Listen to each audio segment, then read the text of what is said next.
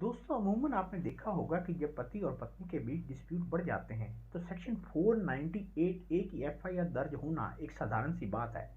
परंतु कई बार ऐसा भी होता है कि झगड़ों की वजह से पत्नी यह धमकी देती है कि वह सुसाइड कर लेगी और साथ ही यह भी कहती है कि अगर वह सुसाइड करेगी तो सारा दोष पति पक्ष वालों पर आ जाएगा।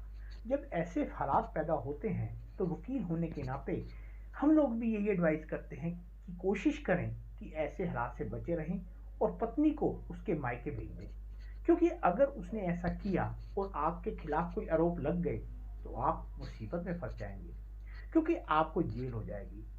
जनरली 498 ए में तो ऐसा नहीं होता, परंतु ऐसे हालात कई बार पैदा हो जाते हैं कि वाइफ हस्बैंड की किन्हीं बातों और घर के हालातों से एनॉयड होकर सुसाइड कर लेती है।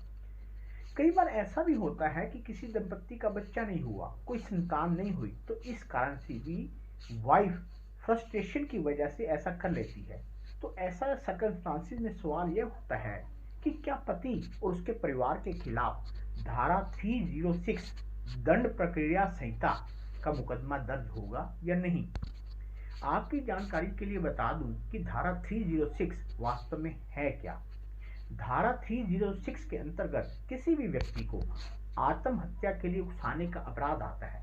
खैर चलिए, आपको कोई संबंध में ज़्यादा टेंशन लेने की जरूरत नहीं, क्योंकि आज का यह वीडियो हमने खासकर इसी मुद्दे पर बनाया है और इस संबंध में सुप्रीम कोर्ट का एक बहुत ही महत्वपूर्ण जजमेंट भी इस वीडियो में मैं आपको बताऊंगा। तो हेलो दोस्तों, स्वागत है आपका हमारे चैनल फ्रंट क्रंच में। और आज के इस वीडियो में हम बात करने वाले हैं सुप्रीम कोर्ट के एक बहुत ही महत्वपूर्ण जजमेंट की, जिसमें कि यह बताया गया है कि अगर वाइफ सुसाइड कर लेती है तो क्या उसकी मृत्यु के लिए उसके हस्बैंड को दोषी ठहराया जा सकता है कि उसके उकसाने पर ही उसकी पत्नी ने आत्महत्या की है। उससे पहले मैं आपसे एक रिक्वेस्ट करूंगा कि अगर आप हमारे चैनल पर नए हैं तो प्लीज़ हमारे चैनल को सब्सक्राइब करें, ताकि हमारे आने वाले हर एक वीडियो की नोटिफिकेशन आपको अति शीघ्र मिल सके। हाँ, तो सुप्रीम कोर्ट के जिस जजमेंट की मैं बात आज के इस वीडियो में कर रहा हूँ उसका टाइटल है Jaideep Singh versus state of Gujarat. सबसे पहले तो हम इस केस की हिस्ट्री जान लेते हैं कि वास्तव में इस केस में हुआ क्या था। दोस्तों 2024 के सुप्रीम कोर्ट के इस केस में पति पत्नी की शादी होती है। शादी के बाद उनका कोई बच्चा नहीं होता, 5 साल बीत जाते हैं। पत्नी इस बात से बहुत ही परेशान रहती है। पत्नी साथ ही साथ यह आरोप भी लगाती है कि उसे उसका पति और उसके परिवार वाले परेशान करते हैं कि उसका कोई बच्चा नहीं हो रहा।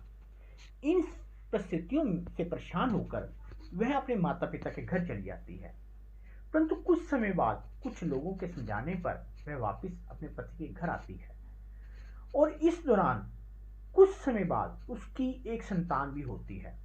हालात कुछ कुछ ठीक होने लगते हैं, परंतु इसी बीच पत्नी यह आरोप लगाती है कि उसके पति और उसके परिवार वाले उसे फिर से तंग कर रहे हैं और जो उसका स्त्री धन है, यानी कि जो वह अपने माता पिता से संभाल लेकर आई थी, वह उसके पति और उसके परिवार वालों ने उससे फोर्सिबली छीन लिया है और सेल कर दिया है।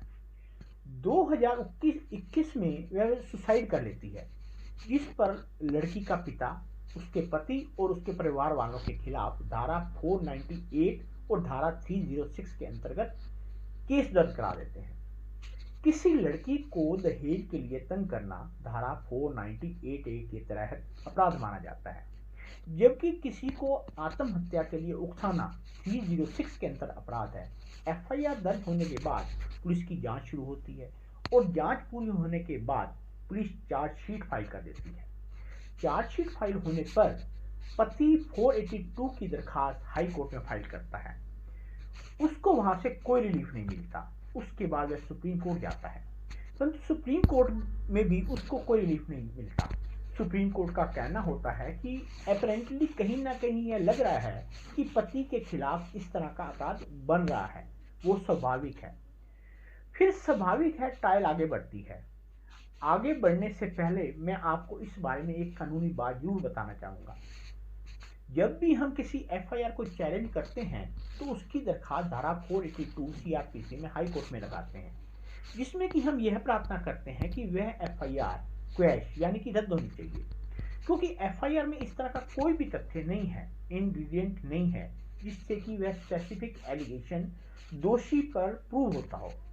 परंतु अगर हाई कोर्ट एफआईआर को क्वैश करने से मना कर देता है तो दूसरी स्टेज यह होती है कि जब लोअर कोर्ट चार्ज फ्रेम करता है तो उसे चार्ज फ्रेम होने को भी हम चैलेंज कर सकते हैं, जैसा कि इस केस में भी हुआ। उन्होंने यानी कि पति पक्ष वालों ने अपने खिलाफ चार्ज फ्रेम होने को भी सेशन कोर्ट में चैलेंज किया, परंतु वहां से भी उनको जब रिलीफ नहीं मिला तो उस आर्डर की उन्होंने रिवीजन फाइल की, और जब हाई कोर्ट में भी इस संबंध में कोई उनकी बात नहीं बनी तो वह पहुंचे सुप्रीम कोर्ट। सुप्रीम कोर्ट में पति पक्ष वालों का आर्गुमेंट था कि उसके खिलाफ धारा 498A का कोई अपराध नहीं बनता। उसका यह कहना था कि पत्नी उसके साथ कई सालों से रह रही थी और यह केवल एक आरोप है कि मैंने यानी कि पति ने उसको परेशान किया। उसने आज तक कोई कंप्लेंट नहीं की, और जहां तक धारा 306 के आरोप की बात है यानी कि पत्नी को आत्महत्या के लिए उकसाने वाली बात है, तो मैंने उसको कब उकसाया, ऐसा कोई भी एविडेंस फाइल पर नहीं है जो इस बात को सिद्ध करे कि उनके उकसाने पर ही पत्नी ने आत्महत्या कर ली। वही दूसरी तरफ पत्नी पक्ष और स्टेट की तरफ से प्रोसिक्यूटर की यह बहस रहती है कि पति ने उकसाया है और धारा 498A और धारा 306 आईपीसी के आरोप सही हैं और पति के खिलाफ ट्रायल चलनी चाहिए। इन सब के बाद सुप्रीम कोर्ट के पास विचार करने के लिए दो महत्वपूर्ण इशू थे। पहला यह कि क्या धारा 498A का चार्ज बनता है, और सिमिलरली दूसरा यह कि क्या धारा 306 का चार्ज बनता है या नहीं। पहले इशू डिस्कस करने के बाद कोर्ट का कहना था कि चाहे कितने ही साल बीत गए हों, परंतु अगर लड़की ने एफआईआर दर्ज कराई है तो उसकी जांच तो होनी चाहिए, और जांच के बाद उस पर ट्रायल भी चलेगा, क्योंकि सुप्रीम कोर्ट का यह मत था कि इस संबंध में कई जजमेंट पहले भी दिए जा चुके हैं और इसमें भी कोई संदेह नहीं कि पत्नी की मृत्यु भी हुई है। तो उच्चतम न्यायालय ने 498A का अपराध तो कंफर्म किया और यह कहा कि उसमें दोषी को डिस्चार्ज नहीं किया जा सकता, यानी कि केस चलेगा।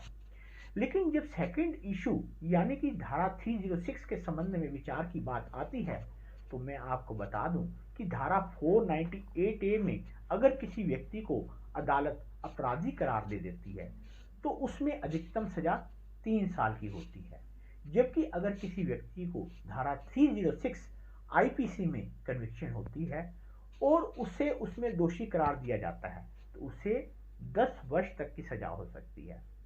तो पति के लिए यह ज्यादा महत्वपूर्ण था, यानी कि ज्यादा इंपॉर्टेंट था कि वह धारा 306 में अपने को डिस्चार्ज करने पर ज्यादा तवज्जो दे।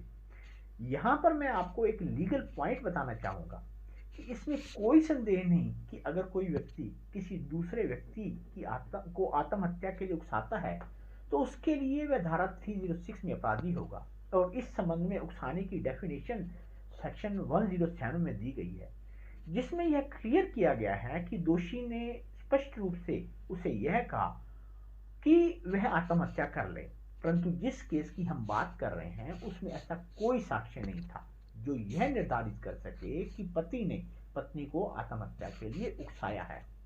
लोग अमूमन इस बात को लेकर भ्रमित हो जाते हैं कि अगर किसी की हैरासमेंट से परेशान होकर किसी ने आत्महत्या की है तो वह उकसाने में नहीं आएगी। जैसे कि अगर कोई व्यक्ति कहीं नौकरी करता है और वह नौकरी के प्रेशर से परेशान होकर आत्महत्या कर लेता है तो उसके मालिक पर 306 का मुकदमा नहीं चलेगा।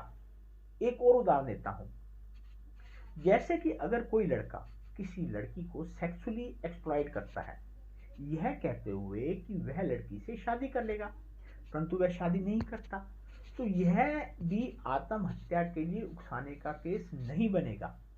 इस केस में भी जिसकी हम बात कर रहे हैं ये हुआ, यानी कि पति ने अगर पत्नी को हरास किया है तो उसके लिए उसके खिलाफ धारा 498A का मुकदमा तो चल सकता है, परंतु उसने पत्नी को कभी आत्महत्या के लिए जब उकसाया ही नहीं, तो उसके खिलाफ धारा 306 का मुकदमा नहीं चल सकता।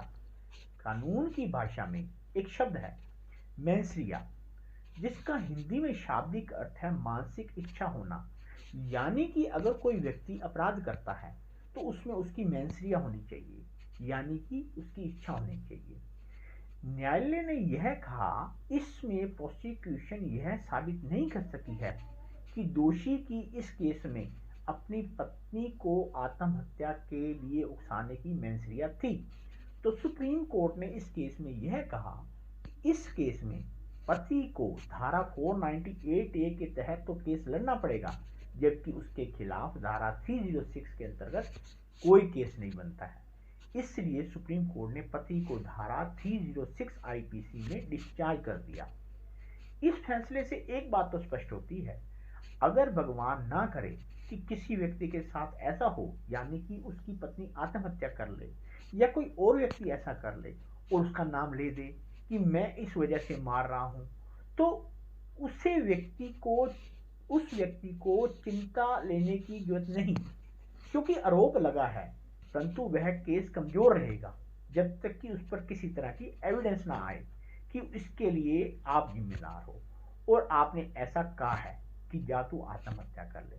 तो इस संबंध में मेरी आपको एक राय है कि आप कभी भी किसी को टेलीफोनिकली या वर्बली ऐसा ना कहें कि जा तू मर जा, क्योंकि अगर उसने ऐसा किया तो इसके लिए आप जिम्मेवार कहलाए जाएंगे। आज की इस वीडियो में बस इतना ही। आज का यह वीडियो आपको कैसा लगा कमेंट करके जरूर बताइएगा। वीडियो अच्छा लगा हो तो प्लीज़ वीडियो को लाइक और शेयर जरूर कीजिएगा, और अगर आप इस चैनल पर नए हैं तो प्लीज़ चैनल को सब्सक्राइब जरूर कीजिएगा, ताकि हमारे आने वाले हर एक वीडियो की नोटिफिकेशन आपको तुरंत मिल सके। धन्यवाद। जय हिंद।